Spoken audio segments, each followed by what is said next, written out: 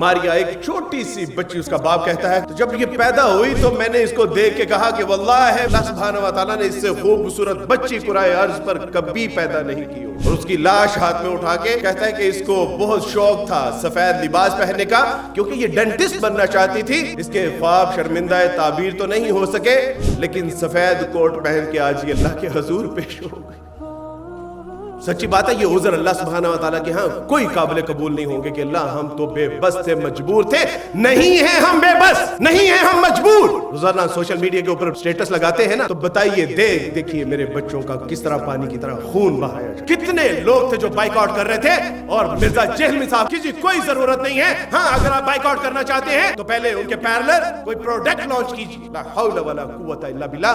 محمد علی صاحب آپ کی عقل کے اوپر ماتم کرنے کو جی چاہتا.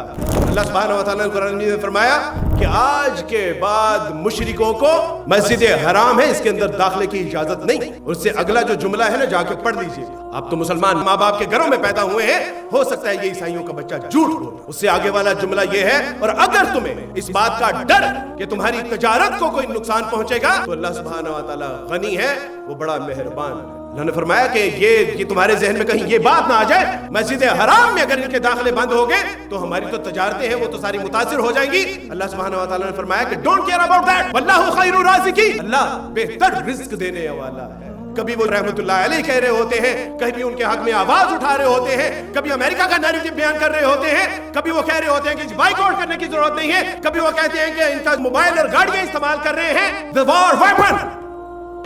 اور اگر آپ اس کو بطور ویپن نہیں استعمال کر رہے تو غیر جنگ میں بھی آپ کے لیے اس کو استعمال کرنا جائز نہیں. اس کا مطلب ہے کہ پہلے 500 سال لگا کے ہم ان کے لیول کی جو ہے وہ پروڈکٹ تیار کریں اور اس کے بعد بائک آؤٹ کا اہتمام کریں. اگر مرزا صاحب کی بیٹی کا جو شخص قتل کرے گا اور اس کی واحد دکان محلے میں ہوگی تو میں دیکھوں گا کہ مرزا صاحب اپنی بیٹی کے قاتل کی پروڈکٹ کو کس طرح استعمال کریں گے. یہ گندی نالی کا پانی پینا برداشت کر لیں گے لیکن اس کی دکان سے پانی پینا برداشت نہیں کریں گے. اب فتوے کی بات کرتے ہیں.